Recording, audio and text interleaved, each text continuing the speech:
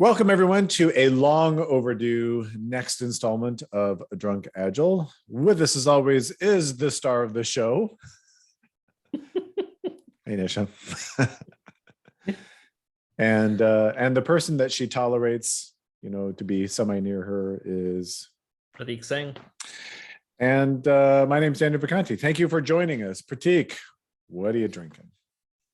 I have this excellent bottle of 12-year-old Blair Atoll, which 59.8% bourbon casks. If anyone were to come over to my place, I would definitely not share this.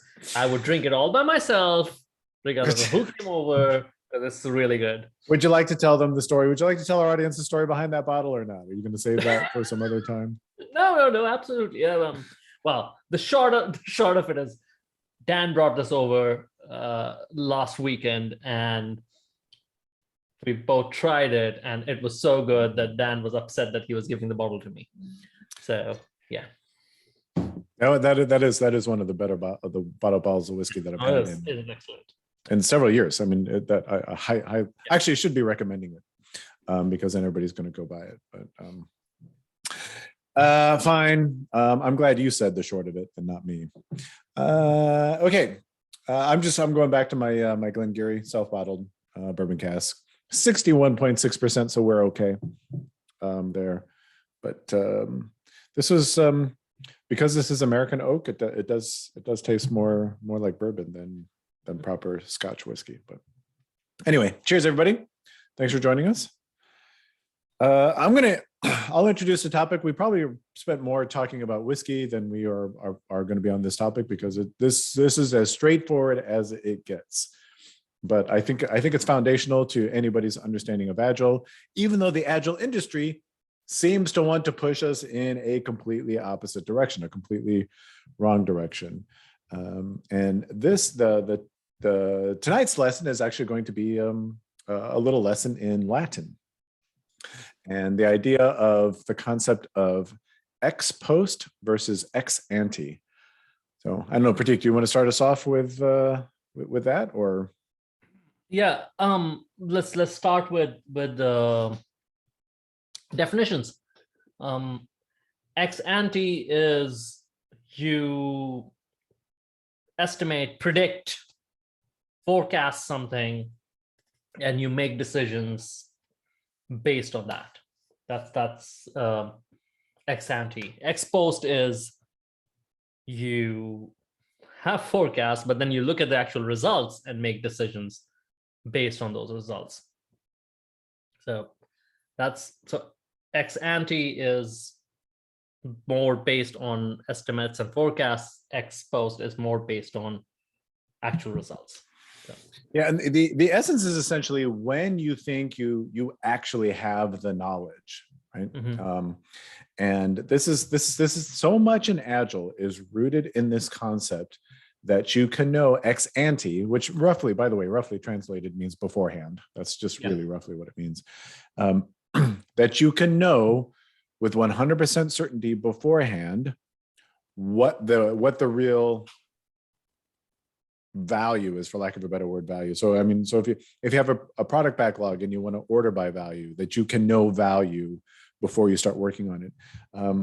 If you have a product backlog that you want to order by complexity, that you can know complexity before you start working on it. So many concepts in Agile are based on this concept of it is possible for you to know this stuff in advance. And not only is it possible, but you should know it. Mm-hmm. And if it turns out when you deliver the thing that it's not valuable or was more complex than you thought, that was a failure on your part and not a failure at any other part of the process. So yeah, help us out there. That's what I think we've talked about this on the podcast before. It's one of those things of Agile should really be about proving yourself wrong, not proving yourself right. It should be more just like the scientific method. It's you prove the hypothesis wrong, not the hypothesis right.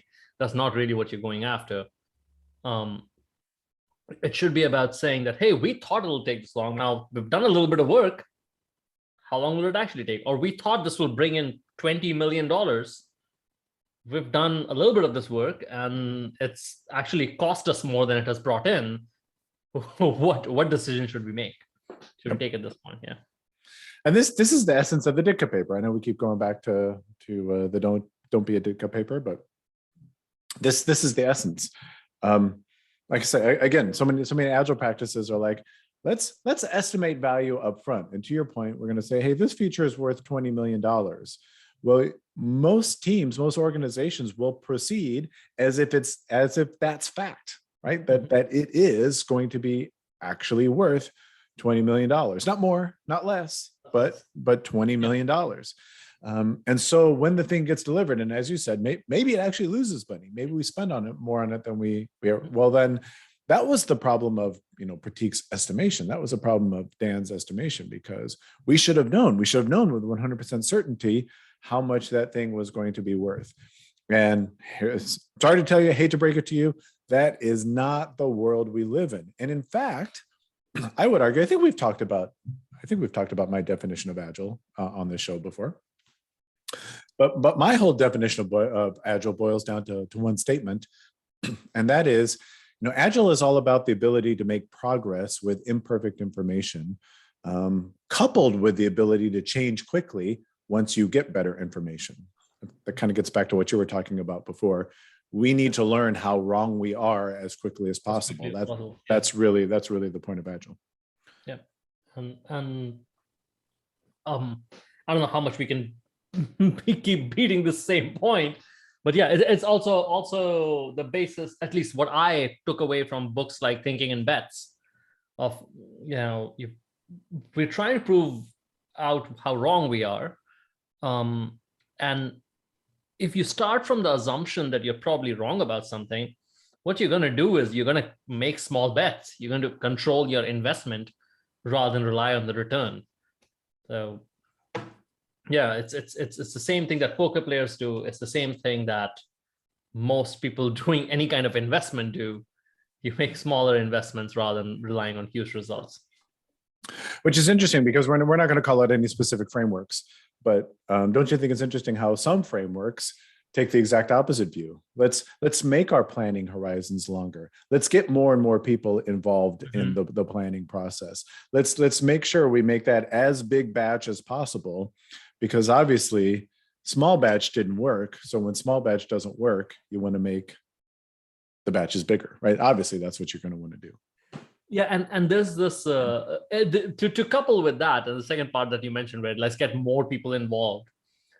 It's this almost false belief that just because we have more people involved and more people giving opinions means we're gonna center towards the actual value. It's rarely the case. Yep.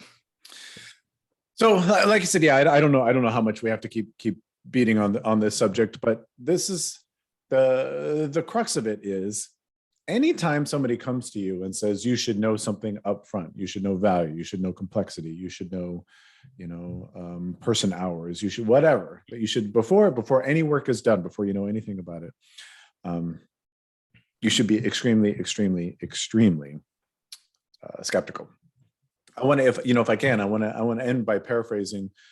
Prateek and I talk about Taleb's work a lot, and so I want to end by just kind of paraphrasing what he says, which I think captures what we're talking about perfectly.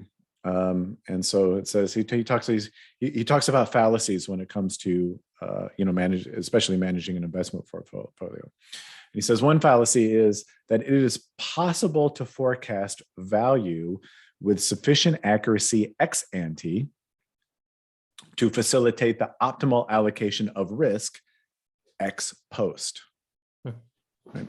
So rewind it and re-listen to that sentence over and over and over again.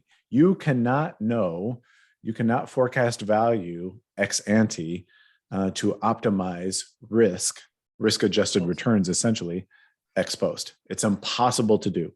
The second you get that the concept in your head, you'll be a much, much happier person. I think you'll be a much more effective Agile practitioner. Prateek, the last word before we wrap up. Yeah, prove yourself wrong. That's the only way you learn. That's the only way you learn. If you're proving yourself right, you're not learning. And that's the whole point of Agile. How do we learn to get better all the time? And Nisha has stood up because she knows Prateek is wrong every single day of the year. So isn't that right, Nisha? Got a scratch. It's a scratch. So that's it. We'll return to maybe something a little bit less philosophical, maybe something a little bit more practical next time. Like we should maybe do the if your process isn't operated predictably, how could you ever possibly be able to make a predictable forecast? So maybe we'll talk about that next. Kind of, yeah. We could probably take a cue from today and kind of move into that too. Yep.